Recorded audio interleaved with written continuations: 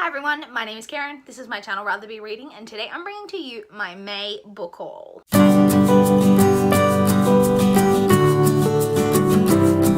May. There were a few slip-ups. Let's get into it. As always, excuse all the cattails going on in these videos. As always, we'll start off with all of the library books that I picked up in the month of May. So I picked up quite a few more than I should have, so let's just talk about those first. So first off, I have Appointment with Death by Agatha Christie. This is the next Hercule Poirot mystery, which I've been slowly reading my way through this series, so I just picked up the next one of those that I need to get to. Same thing for Explosive 18 by Janet Ivanovich. This is the 18th book in the Stephanie Plum series, which I've been slowly working my way through. Another series continuation, Paper Girls Volume 4. Now this I'm slightly excited about because I was very unsure about this graphic novel series in volumes 1 and 2, but number 3 really hooked me, so I'm really looking forward to continuing on with that. I then have Dream with Little Angels by Michael Hybert. So this is one, I actually have the third book in this series, which is called A Thorn Among the Lilies, which I have out from the which I have from NetGalley, and I realized that it was the third book in a series, and my library does have the first two, so I decided to borrow those from the library. This is the first one, so I'm not sure how it's linked in terms of a series, but this one is about a boy who says wasn't even born when Ruby May went missing 12 years ago, so presumably he's less than 12, like 11 years old maybe. A few people in Alvin, Alabama talk about the month spent looking for her, or about how her body was finally found beneath a willow tree. His mum, the little boy's mum, seems to be the local detective, and another girl has gone missing. And it's all about that kind of mystery. But I'm very intrigued that this seems to be told from the point of view of the little boy though, and not the detective herself. So I find that very interesting. This is also quite a nice addition. Like for the library, like it's got French flaps and has deckled edges. So yeah, I've got that one out so that I can read this, then I'll get the second one, and then I can finally read my NetGalley copy of book 3, which came out like 2 years ago, so I really need to get to. I then picked up Alice in Zombieland by Gina Showalter. So I picked up this one. This is another one of the books that I need to read to meet one of my goals. This is the first book in, I think it was originally a trilogy, but I think maybe a 4th book's come out since then. I don't know what this is about, except that it's an Alice in Wonderland retelling that somehow deals with zombies. I think my sister has actually read this series and quite enjoyed it. So I'm intrigued. I'm not expecting big things from this, but I just think that it's going to be fun. Next, I picked up The Woods Volume 2, The Swarm. So this is the second volume. I read the first one in April, and so I just picked up this next volume. I wasn't in love with this, but I was intrigued enough to continue on, so this will kind of be like the tester to see whether this hooks me enough to want to like keep going on with this series. I'm not sure how many volumes of this are out. When did volume 2 come out? Does this have like publication information in it? I'm not really up with I have no idea, but I got it. And then the final book that I got from the library this month is How It Feels by Brendan Cowell.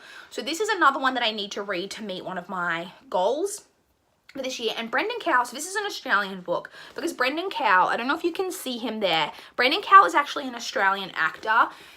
He was in a relationship with Rose Byrne for like, they were in a really long-term relationship for like a really long time. And this is his novel. Oh, he was born in Cronulla. That's interesting. I lived right next to Cronulla for a number of years. This is, I don't know what this is. It's like I said, I borrowed this just purely because it's one of the books that I need to read for one of my challenges. An old friend, a best friend, a first love, and the dreamer Neil who connects them all. Over the next 12 hours, their lives will change forever. Friendships will be broken, virginity lost, love unleashed, and secrets buried. I have no idea. Might be a book told over the course of just 12 hours, which could be interesting. I say I don't really know anything about this except that it's one that I need to read to meet one of my goals, so I grabbed it from the library. Now just to quickly touch on the ebooks that I purchased. So I purchased 3 ebooks in the month of May. The first of those was Black Eyed Susans by Julia Heberlin.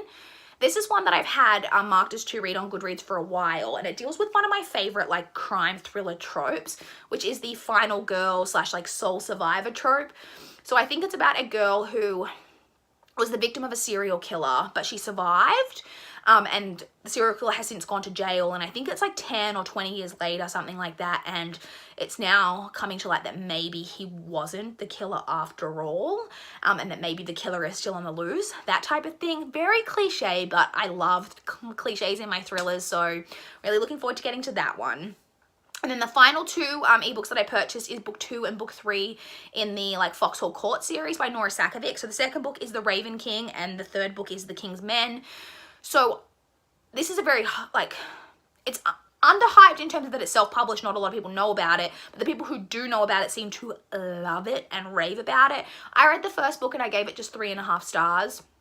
But it seems to me from what I've read about it that book 2 and book 3 is where it really like skyrockets. And the first book is free on Kindle, and the second and third books are only like just over $1. I think one was like $1.18 and one was like $1.63 or something. So for less than $3 you can read this whole trilogy. And so I bought the second and third books. I will read them probably in July, see how I like the end part of the trilogy. So that's all of the ebooks that I purchased. Now let's move on to where things got a little bit out of hand, with not completely out of hand, but things didn't go to plan with the book buying restriction. Let's talk about it. So first off, we have part of my monthly order. I've got the first 2 books here.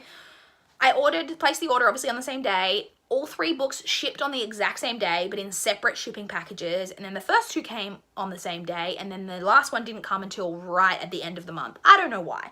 So the first 2 though, so I've got The Bitter Kingdom by Ray Carson.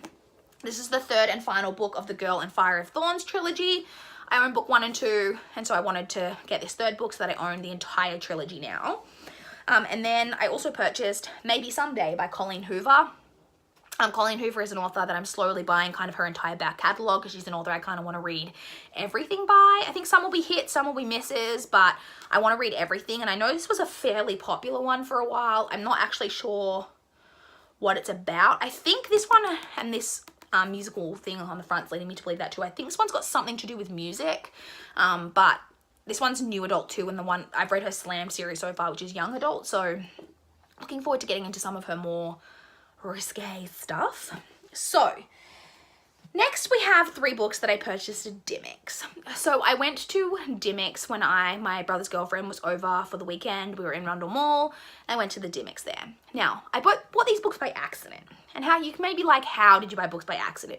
What I mean by that is I purposely bought books because I thought I was I was convinced that I had $10 in credit on my like rewards card for Dimmicks. And so I purposely went through like for quite a while browsing the store and found books that are reasonably priced, because I love Dimmicks, their selection, and I love browsing there, and all that is amazing. But I just find most of their books, particularly their adult paperbacks, to be incredibly overpriced. Like an adult paperback is normally like around $33. It's just outrageous. And so I found a few books that I thought were reasonably priced, and I was going to use my $10 credit to buy them and like knock some of the costs off to make them even more reasonably priced. However, when I got up to the counter, she said the price, like total price, and I was like, okay, great, can I use my points? And she was like, oh, you don't have enough points to use. And I was like, what do you mean? Don't I have $10? And she was like, no, you've got like $1 and you have to have like a minimum $5 to use. And I didn't want to be like, oh no, sorry, I don't want to get them then. So I just got them anyway. So that's what I mean by like it was kind of by accident. But because I bought these, I now have just under $5 credit, and I know that you get a rewards $5 on your birthday, which is in June. So there could be some more Dimmicks purchases coming up next month, possibly. So anyway, for the 3 books that I did purchase, so I got Before I Let You Go by Kelly Rimmer. This is the adult book that I picked up, which was $14.99, which again, very reasonably priced for Dimmicks. This is one that I remember Lisa from Books and Smiles raving about a long time ago. And so when I saw it there, I was like, oh, this is that book. I can't remember. I know it's about sisters. One of them, when Annie's newborn baby is in danger, the other sister helps her, and it's about some choice that's made. I don't know if this is, I had in my head that this had thriller aspects to it, but it may not. It may just be more like contemporary. I'm not exactly sure, but I recognized it from Lisa having raved about it, and so it was reasonably priced, so I grabbed it. Next, I grabbed Neverworld Wake by Marisha Pessl. I love this cover of this. This was $16.99. This is her YA book, and it's about Again, it kind of deals with like, not again, I haven't talked about that in this video. I filmed so many videos today. It deals with the kind of Groundhog Day trope in that they get sucked, a group of friends get sucked, who are on a reunion, I think, get sucked into a like alternate dimension where they have to keep reliving something in order to decide which one of them gets to survive. But it's all surrounding a mystery of like one of the friends who died years ago. Something like that. The premise of this has so many things that I like. I like the whole reliving things over. I love the trope of trying to solve a crime from years and years ago. I love friends coming back together to solve a crime. Love all of those things. And so this just sounds right on my alley. Like I said, it was reasonably priced, and that cover is really pretty. So I grabbed that. And then I also grabbed What I Like About Me by Jenna Gillamy. I could be pronouncing that incorrectly. I think I looked up how to pronounce this, and I think that's it. So Jenna, now I'm saying it like with a weird accent. Jenna is Australian. She used to write for BuzzFeed Australia. However, when, like, similar to the US, all of the layoffs happened in the US BuzzFeed, there were also layoffs in the Australian BuzzFeed, and I think Jenna was laid off, and so she no longer writes for BuzzFeed. I think she's more like a freelancer now, but she did have a novel come out, a YA novel. This is pretty small. It's only 250 pages, but this deals... The premise of this reminds me of the premise for Dumplin', which I haven't read, but it says Maisie Martin thought she'd be doing this summer is entering a beauty pageant. She's used to hiding her body from everyone. So I think it's like about it's a fat main character entering a beauty pageant. It's supposed to be very body positive. I really loved Jenna's writing for BuzzFeed Australia, and I was really excited. I wanted to support her book, and so when I saw it that I could purchase it in Dimmicks, for like a reasonable-ish price, I decided to grab it because I wanted to support Jenna. So I grabbed that one. That was the third and final book that I grabbed. So there's those books. And now I have books that I purchased from the library, like the area at my library where they've just got old secondhand books, which I shouldn't look at, but I did, and I grabbed 3 that day. I got these 3 books though for $2, so can you really go wrong? So the first one I have is 13 Little Blue Envelopes by Maureen Johnson. I think this is about a girl who goes on like a scavenger hunt type thing across Europe.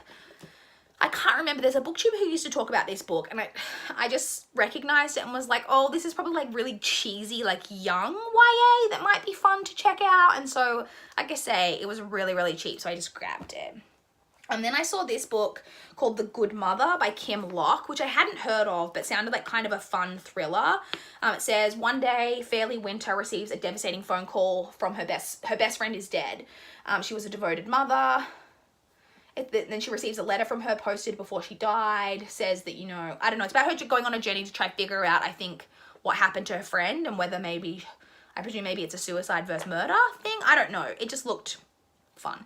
And then the last one that I grabbed was an author by, and that is, I grabbed The Third Wife by Lisa Jewell. I've never actually heard of this one, but Lisa Jewell has written quite a few novels recently. I've actually read 3 of hers now, and this is one of her earlier novels. So I'm not sure if this is more women's fiction or more thriller, a tragic accident or suicide. Her grief-stricken husband is determined to find out. So it might be like mystery, like contemporary mystery type of thing. I'm not sure. Like I said, I just saw Lisa Jewell and thought, oh, I'll grab that while it's cheap. I grabbed these on the premise that if I love them, because they're pretty crappy quality, that if I love them, you know, that I can purchase myself a copy, but at least I didn't spend a lot of money on a book I may not have enjoyed. So there's that. And then the final book that I've got is that last one from the monthly order that I mentioned earlier that came in way later than the others. And that is Wonder by R.J. Palacio. I have read this book, I loved it, and so I wanted to buy myself a copy because I really, really want to have this on my shelf. If you don't know, this is a middle grade novel about a boy named Augie who has a severe facial deformity. And the premise of this is basically that he's going to real school. He's kind of been homeschooled and he's going to like mainstream school for the first time, and about all of the kind of trials and tribulations that come with that. This was incredible. So beautiful, so heartwarming. I cried so much in this. This book meant a lot to me when I read it, like even as an adult. So I think this is the type of book that I would really want my kids to read if I ever had children. And so I wanted to have a copy of this on my shelf. And so I purchased that. That was the last book that I purchased as part of that monthly order this month.